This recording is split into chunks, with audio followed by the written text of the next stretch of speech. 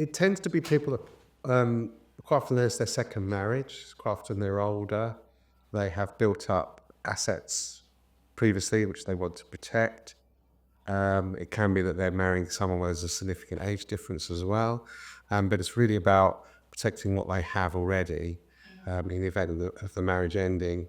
It doesn't mean it's a hostile matter, it's merely trying to protect assets which may have been sort of prearranged to be passed on to someone else. That's generally where they are used. There doesn't have to be a significant amount of assets, but normally there are some that you wish to protect, but it can apply to any marriage. That's the important thing.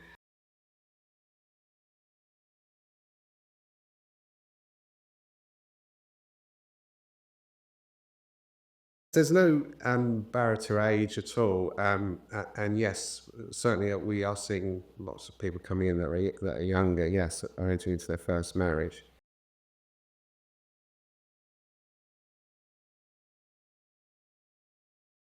Really to have discussions early, so there's plenty of time, so there's no pressure on you to make a decision immediately, and really for the parties to engage together and to have a majority of the discussions themselves and have those agreed before going to a solicitor. They can agree which solicitor is going to draft the agreement, they can agree which other solicitor is going to review it, just so that they're clear what it sets out, so that there are no surprises, and it's really about dialogue between the parties in the main.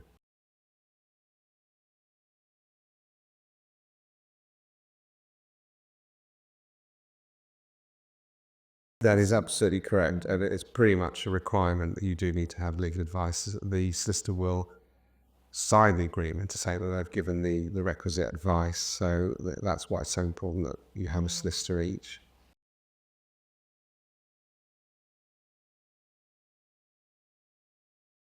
They are highly persuasive, I would say, if they're drafted properly. So you do need to know what the assets of the other person are. You do need to have independent legal advice, and you do need to have it signed approximately a month before their wedding date. So there's no immediate pressure on a party to sign it. If those conditions are met, then generally the court will hold it to be binding. It's got to be broadly fair as well. It has to take account of the fact of any significant change in circumstances which might arise, most obviously people having children.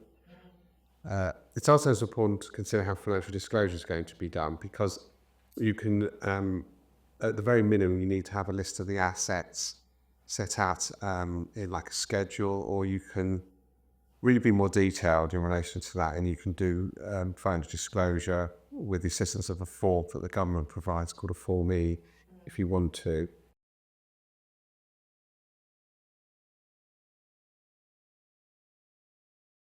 It shows that the parties were aware of what the assets were as well, which is obviously really, really important, because, as I say, you have to know what assets you may be losing if you sign the agreement. It's not just about gaining assets, it might be about losing assets in the event of the marriage ending.